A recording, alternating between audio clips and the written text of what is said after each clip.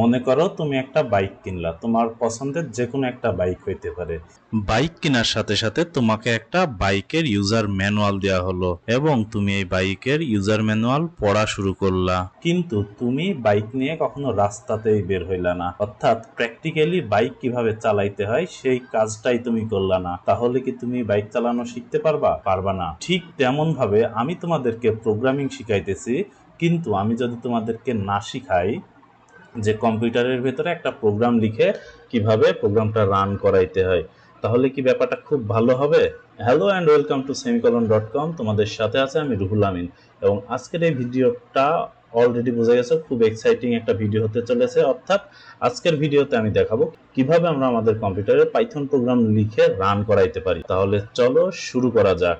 তাহলে আজকের ভিডিওতে আমরা যা যা শিখবো সেগুলো হচ্ছে, আমরা প্রথমে ইন্টারনেট থেকে পাইথনের ইন্টারপ্রেটার ডাউনলোড করব এবং সেটা কিভাবে ইনস্টল করতে হয় সেটা দেখব।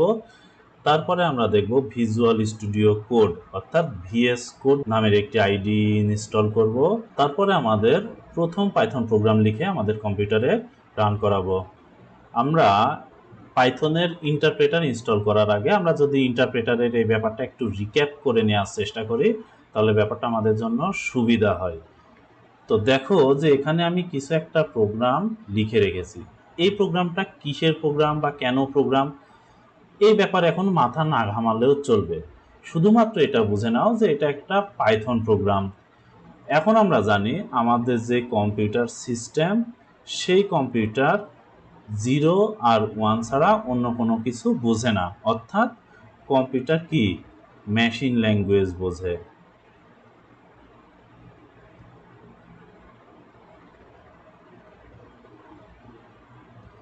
বাট আমাদের এই যে এখানে পাইথন ল্যাঙ্গুয়েজ লিখেছি, পাইথন একটা হাই লেভেলের ল্যাঙ্গুয়েজ, হাই লেভেল ল্যাঙ্গুয়েজ। এই হাই লেভেলের ল্যাঙ্গুয়েজগুলো আমরা হিউম্যান, আমরা যারা মানুষ আছি, আমরা এই প্রোগ্রামটা দেখলে বুঝতে পারি যে এটা আসলে কি কাজ করবে। কিন্তু আমার কম্পিউটার যেহেতু 0 আর 1 ছাড়া কিছু বোঝে না, সুতরাং এই জিনিস কম্পিউটার ঠিকঠাক মতো বুঝতে পারে না। তাহলে ব্যাপারটা কেমন হলো, যে মনে করো যে আমি একজন বাংলাদেশি, আমার পাশে একজন চাইনিজ লোক আছে। তাহলে আমি চাইনিজ ল্যাঙ্গুয়েজ বুঝি না, আর চাইনিজ যে ব্যক্তি তিনি বাংলা ল্যাঙ্গুয়েজ বোঝে না। সেক্ষেত্রে কি হবে, মাঝখানে একটা ট্রান্সলেটরের প্রয়োজন হবে, যে বাংলাকে চাইনিজে কনভার্ট করে দেব এবং চাইনিজটাকে কি বাংলাতে কনভার্ট করে দেবে। তেমনভাবে আমাদের প্রোগ্রামিং ল্যাঙ্গুয়েজের ক্ষেত্রেও এই হাই লেভেলের ল্যাঙ্গুয়েজকে লো লেভেলের ল্যাঙ্গুয়েজে অর্থাৎ মেশিন ল্যাঙ্গুয়েজে কনভার্ট করার জন্য এখানে আমাদের একটি ট্রান্সলেটরের প্রয়োজন হয়। এবং আমরা জানি যে আমাদের পাইথন একটি হাই লেভেলের ল্যাঙ্গুয়েজ, এবং এই হাই লেভেলের ল্যাঙ্গুয়েজের যে ট্রান্সলেটরটি সেটার নাম আসলে ইন্টারপ্রেটার। তাহলে আমরা এখন দেখব যে কিভাবে আমরা আমাদের পাইথনের ইন্টারপ্রেটারটাকে আমাদের কম্পিউটারে ইনস্টল করতে পারি, যাতে করে আমরা আমাদের যে পরিচিত ল্যাঙ্গুয়েজ অর্থাৎ পাইথন ল্যাঙ্গুয়েজের প্রোগ্রাম লিখলে সেই প্রোগ্রামটাকে লো লেভেল ল্যাঙ্গুয়েজ অথবা মেশিন ল্যাঙ্গুয়েজে কনভার্ট করে দিতে পারে, যার ফলে কম্পিউটার আমার প্রোগ্রামটা বুঝতে পারে এবং আমি আমার কম্পিউটারের সঙ্গে যোগাযোগ তৈরি করতে পারি।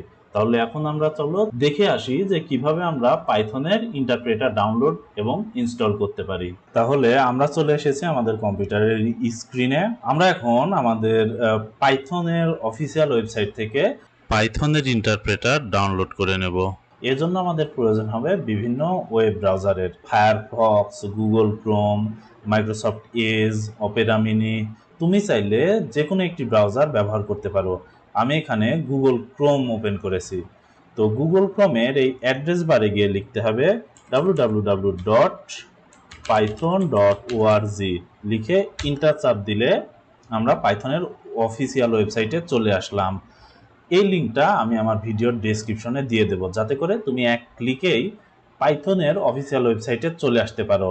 এখানে আসার পরে এখন আমরা যেহেতু ডাউনলোড করতে চাইতেছি, সো আমরা ডাউনলোড বাটনে ক্লিক করব। ডাউনলোড বাটনে ক্লিক করার পর এখানে দেখো অনেক কিছু লেখা আছে।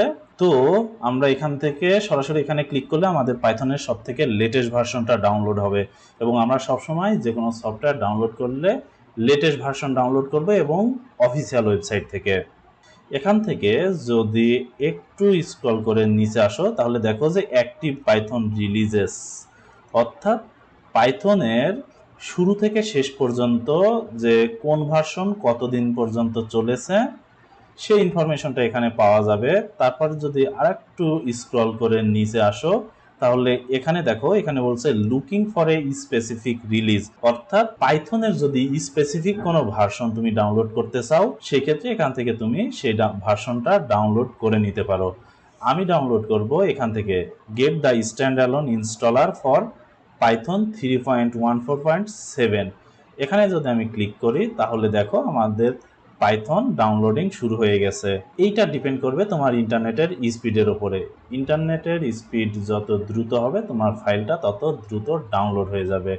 এখন যদি আমি ফুল ডাউনলোড হিস্ট্রিতে ক্লিক করি তাহলে দেখো যে আমাদের পাইথন ডাউনলোড হয়ে গেছে। পাইথনকে ডাউনলোড দেওয়ার পরে আমরা এই ধরনের একটা ফাইল পাবো। এখন আমরা আমাদের কম্পিউটারে পাইথন ইনস্টল করব। কিন্তু ইনস্টল করার আগে আমরা যে জিনিসটা দেখে নেব সেটা হচ্ছে যে আমাদের কম্পিউটারে আগে থেকে পাইথন ইনস্টল করা আছে কি না। এটা দেখতে হলে আমরা যে কাজটা করব সেটা হচ্ছে কিবোর্ড থেকে উইন্ডোজ এবং আর বাটন একসঙ্গে প্রেস করলে এখানে একটা নতুন উইজার্ড ওপেন হবে। এখানে আমরা সিএমডি লিখে ইন্টার চাপ দিব, তাহলে আমাদের সামনে কমান্ড প্রম্পট চালু হয়ে যাবে। এখন এখানে যদি আমরা পাইথন মাইনাস মাইনাস ভার্সন লিখে ইন্টার চাপ দেই তাহলে এখানে বলছে যে Python is not recognised as an internal or external command, অর্থাৎ আমাদের এই কম্পিউটারের ভেতরে পাইথন ইনস্টল দেওয়া নেই। যদি তোমার কম্পিউটারে পাইথন ইনস্টল দেওয়া থাকে তাহলে এখানে পাইথনের ভার্সন দেখাবে। সো যেহেতু আমার কম্পিউটারে পাইথন ইনস্টল দেওয়া নেই তাহলে চলো আমরা দেখি কিভাবে পাইথনটাকে ইনস্টল করতে পারি।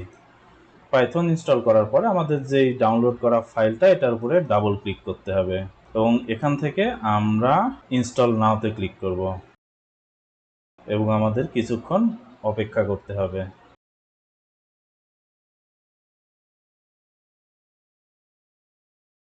এখানে দেখুন সেটআপ ওয়াজ সাকসেসফুল, অর্থাৎ আমাদের পাইথন ইন্টারপ্রেটার আমরা সাকসেসফুলি ইনস্টল করতে পেরেছি। এখন এটাকে আমরা ক্লোজ করে দিলাম। এখন যদি আমরা আমাদের কিবোর্ড থেকে উইন্ডোজ প্লাস আর বাটন চাপ দিই এবং এখানে সিএমডি লিখে ইন্টার প্রেস করি, এখানে লিখলাম পাইথন মাইনাস মাইনাস ভার্সন লিখে ইন্টার প্রেস করলে এখানে বলছে Python is not recognised as an internal আর এক্সটার্নাল কমান্ড। আচ্ছা, আমরা পাইথন ইনস্টল দেওয়ার আগেও এই কমান্ড লিখেছিলাম এবং সেখানে আমাদেরকে যে আউটপুট দিয়েছিল এখানে সেম একই কথা বলতেছে। সো সেক্ষেত্রে আমরা পাইথন না লিখে পাই তারপর মাইনাস মাইনাস ভার্সন যদি লিখি তাহলে এখানে দেখুন পাইথন 3.14.7 এই ভার্সনটা দেখাচ্ছে, অর্থাৎ আমাদের কম্পিউটার পাইথন প্রোগ্রামের জন্য রেডি হয়ে গেছে। এখন যদি আমরা এখানে পাই লিখে ইন্টারপ্রেস করি তাহলে দেখুন যে আমাদের কমান্ড প্রম্পটটা কিন্তু একটু চেঞ্জ হয়ে গেছে। আগে একরকম ছিল, এখন একরকম হয়ে গেছে। এইটার অর্থ হচ্ছে আমাদের যে কমান্ড প্রম্পটটা আছে সেইটা এখন পাইথন শেলে কনভার্ট হয়ে গেছে, অর্থাৎ এখানে আমরা চাইলে আমাদের পাইথনের কোড লিখে রান করতে পারি। যেমন আমরা যদি এখন লিখি প্রিন্ট, এখানে লিখলাম হ্যালো সেমিকোলন লিখে ডাবল কোটেশন দিয়ে ফার্স্ট ব্র্যাকেট শেষ করে এন্টার যদি চাপ দিই তাহলে দেখুন এখানে হ্যালো সেমিকোলন বলে আমাদের একটা আউটপুট দেখাচ্ছে। এখানে প্রিন্ট একটা ফাংশন এবং এই প্রিন্ট ফাংশনের ভিতরে কিছু একটা আমরা লিখে দিয়েছি এবং সেটা আমাদের আউটপুট দেখাচ্ছে।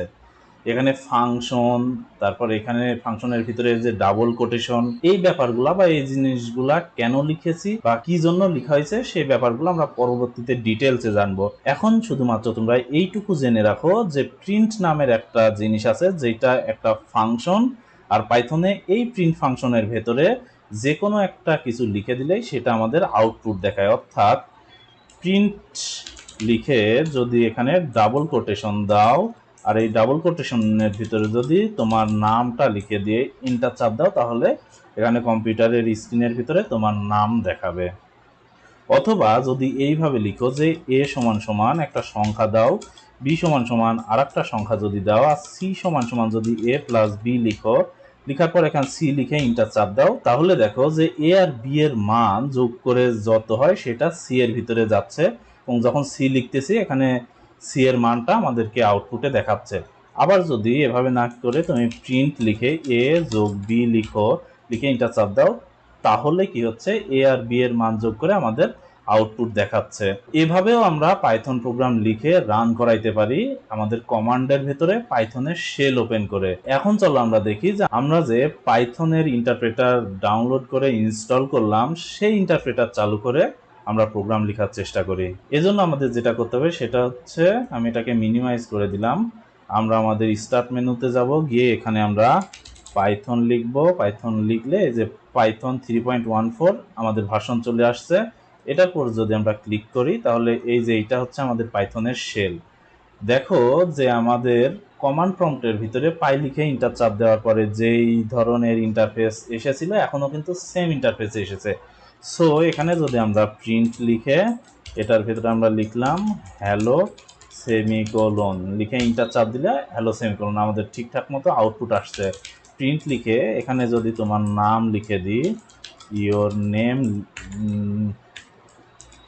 লিখে ইন্টার চাপ দেই তাহলে এখানে সেই আউটপুটটি দেখাচ্ছে। আবার যদি আমরা এখানে লিখি a=10, b=20 আর c= যদি a+b লিখি, আর এখানে যদি আমরা প্রিন্টের ভেতরে সি লিখে ইন্টার চাপ দিই তাহলে দেখো যে আমরা কিন্তু এখানে আউটপুট পাইতেছি। কি হচ্ছে যে এ এর মান আর বি এর মান যোগ করে সি এর ভেতরে রাখা হচ্ছে এবং সেই সিটাকে আমরা প্রিন্টের মাধ্যমে আউটপুট দেখাইতেছি। এভাবে না করে আমরা যে কাজটা কিছুক্ষণ আগে করেছি সেটা যদি আমরা প্রিন্ট লিখে a+b এই কাজটা করে এখন এন্টার চাপ দিই তাহলে দেখো আমাদের সেম আউটপুট দেখাচ্ছে।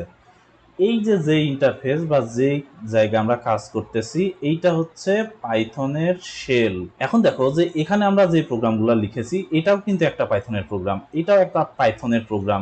এখানে যে প্রোগ্রামটা লিখেছি এটা কিন্তু পাইথন ল্যাঙ্গুয়েজ ব্যবহার করে দুইটা সংখ্যার যোগফল নির্ণয় করার একটা প্রোগ্রাম। এই যে আমাদের পাইথনের শেল, এই শেলের কিছু লিমিটেশন আছে। যেমন এখানে যে প্রোগ্রামগুলো আমরা লিখেছি এই প্রোগ্রামগুলো কিন্তু আমরা চাইলেই সেভ করে রাখতে পারবো না। এখন যদি আমি এখান থেকে এই পাইথনের শেলটাকে ক্লোজ করে দিই, দিয়ে যদি আমি আবার এটাকে ওপেন করি, পাইথন এটাকে যদি ওপেন করি তাহলে দেখো যে এখানে কিন্তু আগের যে প্রোগ্রামগুলো লেখা ছিল সেগুলো সেভ করা হয় না এবং সেগুলো চলে গেছে।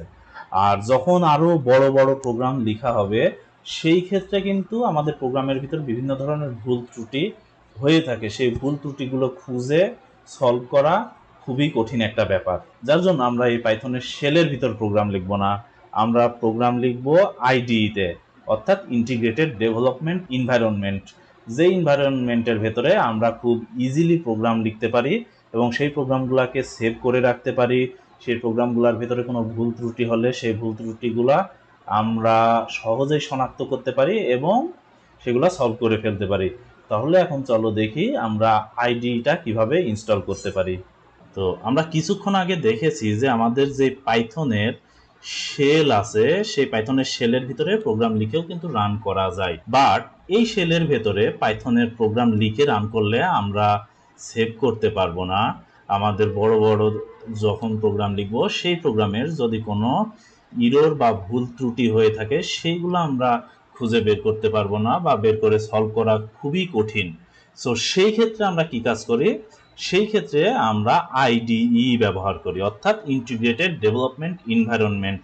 এইটা আমাদের কম্পিউটারে এমন একটা এনভায়রনমেন্ট তৈরি করে দেয় যে এনভায়রনমেন্টের ভেতরে আমরা আমাদের বড় বড় প্রোগ্রাম লিখতে পারি পাইথন ল্যাঙ্গুয়েজ ব্যবহার করে, তারপর প্রোগ্রামগুলোকে সেভ করে রাখতে পারি এবং আমাদের আরো অনেক ফিচার এখানে আমরা পাই আইডিইতে। তো আমাদের মার্কেটে বিভিন্ন ধরনের আইডি রয়েছে, তার ভিতরে আছে পাইচার্ম আছে, তারপর থোনিয়া আছে, স্পাইডার আছে, অ্যাটম আছে, সাবলাইম টেক্সট আছে, ভিম এডিটর আছে, ভিএস কোড আছে। এখানে আসলে এক একজন প্রোগ্রামারের জন্য এক একটা পছন্দের। আমার সব থেকে পছন্দের আইডি হলো ভিএস কোড, অর্থাৎ ভিজুয়াল স্টুডিও কোড। তো এখন আমি তোমাদেরকে দেখাবো কিভাবে আমরা ভিজুয়াল স্টুডিও কোড ডাউনলোড করতে পারি এবং এই ভিজুয়াল স্টুডিও কোডের ভিতরে কিভাবে আমরা পাইথনকে ইন্টিগ্রেট করে আমরা প্রোগ্রাম লিখে রান করে দেখতে পারি। তাহলে চলো আমরা আবার ব্রাউজারে চলে যাই। আমি আবার ব্রাউজারে চলে আসলাম। আমি পূর্বের মতো আবার এখন গুগল ক্রোম ব্যবহার করছি। এখানে আমি নতুন একটা ট্যাব নিলাম এবং এখানে আমি ভিএস কোডের অর্থাৎ ভিজুয়াল স্টুডিও কোডের যে অফিসিয়াল ওয়েবসাইট আছে সেই ওয়েবসাইটে, যার অ্যাড্রেস হচ্ছে code.visualstudio.com লিখে ইন্টারফেস করতে হবে। তো আমি এখান থেকে এখানে আসলে এই যে ডাউনলোড ফর উইন্ডোজ, আমি যেহেতু উইন্ডোজে আছি সো এখান থেকে আমি ডাউনলোড ফর উইন্ডোজ বাটনে ক্লিক করলাম। এখন এখানে কিছুক্ষণ ওয়েট করতে হবে। এই যে দেখুন আমাদের ডাউনলোড শুরু হয়ে গেছে।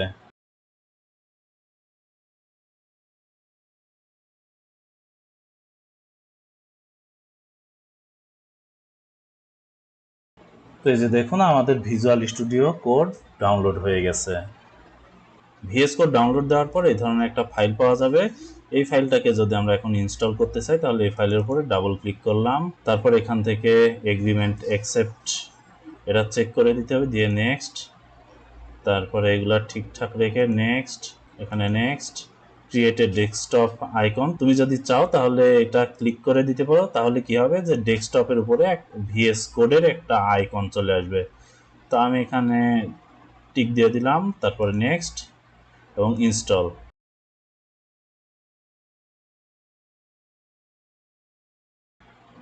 আমাদের ভিজুয়াল স্টুডিও কোড অর্থাৎ ভিএস কোড সেটআপ দেওয়া কমপ্লিট হয়ে গেছে। এখন যদি আমরা ফিনিশ দেই তাহলে দেখো এখানে যে টিক চিহ্ন দেওয়া আছে, যার ফলে আমরা ফিনিশ বাটনে ক্লিক করার সঙ্গে সঙ্গে ভিএস কোড ওপেন হয়ে যাবে।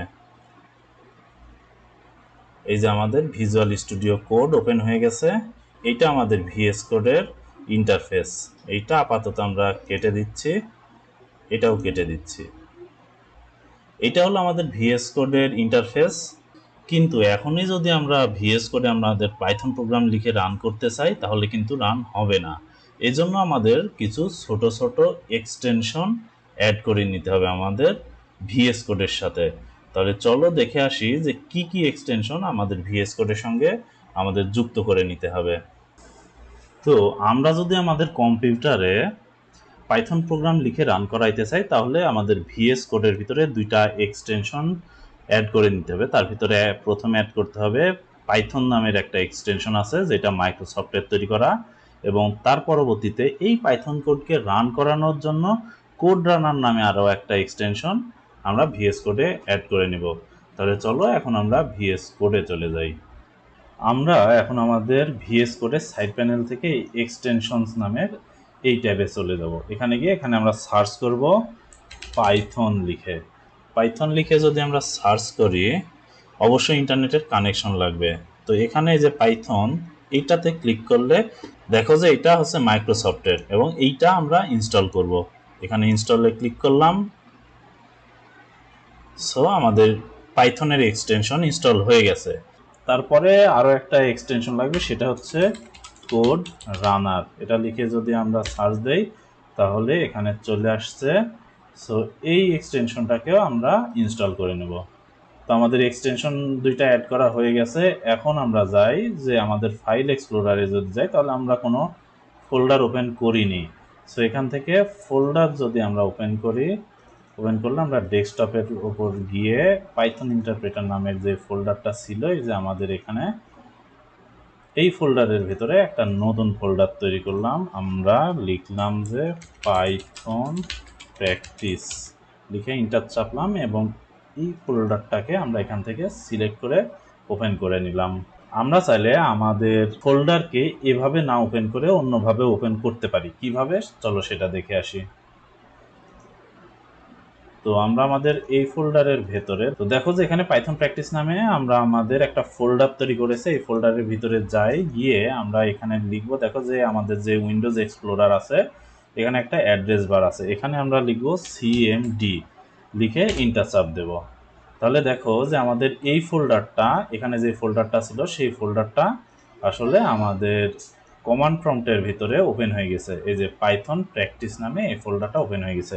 এখন এখানে যদি আমরা লিখি কোড, লিখে স্পেস দিয়ে ডট লিখে এন্টার চাপ দিই তাহলে দেখো যে আমরা আমাদের ভিএস কোডের ভিতরে আমাদের এই ফোল্ডারটা কিন্তু ওপেন হয়ে গেছে।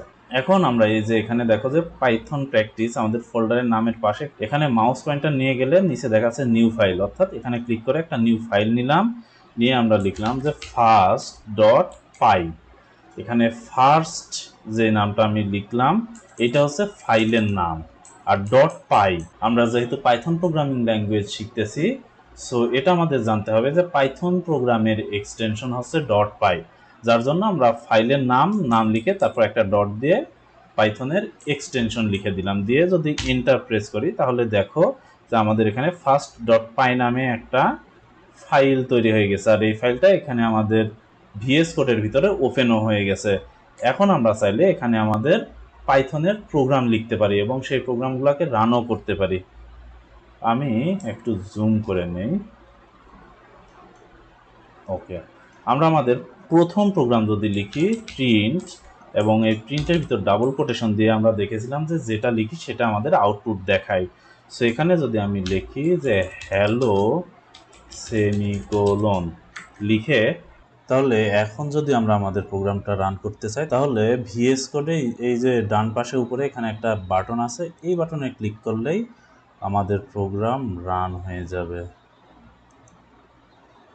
এই যে দেখো এখানে আমাদের হ্যালো সেমিকোলন এই আউটপুটটি দেখিয়েছে, এবং আমরা কিছুক্ষণ আগে দেখেছি যে আমাদের এই যে প্রিন্ট নামে যে ফাংশন আছে, এই ফাংশনের ভিতরে এই যে ডাবল কোটেশন, এই ডাবল কোটেশনের ভিতরে যেই জিনিসটা লিখে আমরা প্রোগ্রামকে রান করাবো সেই জিনিসটা আমাদের আউটপুটে দেখাবে। এবং এখানে যদি তোমার নাম লিখে আমরা এই প্রোগ্রামটা সেভ দেই, দেওয়ার পরে এখানে বাটনে ক্লিক করি, তাহলে এখানে তোমার নামটা দেখাবে। আমরা আমাদের পাইথনের শেলের ভেতরে আরও একটি প্রোগ্রাম লিখেছিলাম, তোমরা দেখেছো, এবং সেটা দুইটা সংখ্যার যোগফল নির্ণয় করার প্রোগ্রাম। সো এখন যদি আমি লিখি a ইকুয়াল 10, b ইকুয়াল যদি আমি 20 লিখি, এবং লিখলাম c equal a plus b, এবং এখানে যদি আমি এখন প্রিন্ট c লিখি, লিখার পরে এই প্রোগ্রামটাকে এখন যদি চালাই, তাহলে আমরা এখানে নিচে আউটপুট দেখতে পারবো। বাট এখানে দেখো যে আমাদের আগে যে আউটপুট ছিল সেই আউটপুটটাই চলে আসছে। কেন আসছে বলো তো? কারণ আমরা আমাদের প্রোগ্রামটা কিন্তু সেভ দেই নাই। এই যে দেখো এখানে ফার্স্ট ডট পাই, এখান থেকে আমি মাউস পয়েন্টারটা যদি সরাই, তাহলে এখানে একটা ডট চিহ্ন আসছে, আর এই ডট চিহ্ন থাকা মানে আমরা প্রোগ্রামটা সেভ করিনি। প্রথমে আমাদের প্রোগ্রামটা সেভ করে নিতে হবে। এখন দেখো ডট চিহ্নটা নেই, তার মানে আমার প্রোগ্রামটা সেভ হয়ে গেছে। এখন যদি আমি এই প্রোগ্রামটা রান করি, তাহলে ওয়াও, এখানে দেখো আমাদের আউটপুট চলে আসছে, কারণ এর মান 10, বি এর মান 20, এবং সি এর ভিতরে এ আর বি এর মান যোগ হয়ে থেকে যাবে, সেই সিটাকে আমরা আউটপুটে দেখাইতেছি। তাহলে আমাদের 30 দেখাচ্ছে। আচ্ছা, এই যে আমরা প্রোগ্রাম লিখতেছি, লিখে এখানে বাটনে ক্লিক করে প্রোগ্রামকে রান করতেছি, আমরা চাইলে আরও আরেকভাবেও প্রোগ্রামটাকে রান করাইতে পারি, আর সেটা হচ্ছে কমান্ড লিখে। তো কমান্ডটা আমরা কিভাবে লিখব? আমরা যদি আমাদের কিবোর্ড থেকে কন্ট্রোল এবং টাইল্ড এই চিহ্নটা প্রেস করি, টাইল চিহ্নটা কোথায় পাবা? কন্ট্রোল প্রেস করে ধরে দেখো যে আমাদের কিবোর্ডের উপরে সবার উপরে বাম পাশে 1 যে আছে, 1-এর আগে অর্থাৎ ট্যাব বাটনের উপরে যেই বাটনটা আছে, এই বাটনটা যদি প্রেস করি, অর্থাৎ কন্ট্রোল ধরে এই বাটনটা যদি প্রেস করি, তাহলে আমাদের টার্মিনাল চলে যাবে। আবার যদি কন্ট্রোল ধরে এই বাটনটাই প্রেস করি, তাহলে আমাদের টার্মিনাল চলে আসবে। এই টার্মিনালের ভেতরে আমরা কমান্ড লিখে লিখেও আমাদের এই পাইথন প্রোগ্রামটি রান করাইতে পারি। তাহলে কিভাবে রান করাইতে হবে? প্রথমে লিখতে হয় আমরা কোন ল্যাঙ্গুয়েজ ব্যবহার করে আমাদের প্রোগ্রামটাকে রান করাইতে চাইতেছি। আমরা পাইথন প্রোগ্রামিং শিখতেছি, সো আমাদের ল্যাঙ্গুয়েজের নাম পাইথন। আমরা এখানে পাইথন লিখলাম, লিখে একটা স্পেস দেওয়ার পর আমাদের লিখতে হবে এই যে এখানে আমাদের পাইথন ফাইলের যেই নাম, এখানে ফার্স্ট ডট পাই এটা লিখতে হবে। ফার্স্ট ডট পাই লিখে যদি আমরা ইন্টার চাপ দেই, তাহলে দেখো এখানে, আচ্ছা এখানে প্রবলেম করতেছে। ওই যে আমরা যখন পাইথন ইনস্টল করলাম তখন দেখেছিলাম এখানে পাইথন লিখে প্রোগ্রাম রান করাইতে গেলে প্রবলেম করতেছে। সো সেই ক্ষেত্রে আমরা পাই লিখে ফার্স্ট ডট পাই লিখে যদি ইন্টার চাপ দেই, সো সেই ক্ষেত্রে আমাদের এখানে 30 আউটপুট দেখাচ্ছে। আর একটা জিনিস মাথায় রাখতে হবে, যখন কমান্ড লিখে লিখে, অর্থাৎ আমরা এখানে কিন্তু কমান্ড লাইনের মাধ্যমে পাইথন প্রোগ্রাম রান করানোর চেষ্টা করছি। সো এই কমান্ড লাইন দিয়ে আমরা পাইথন প্রোগ্রাম রান করাইতে চাইলে এই যে পাইথন প্রোগ্রামের যে ফাইলের নাম, এই ফাইলের নামের ভিতরে কোনো স্পেস রাখা যাবে না।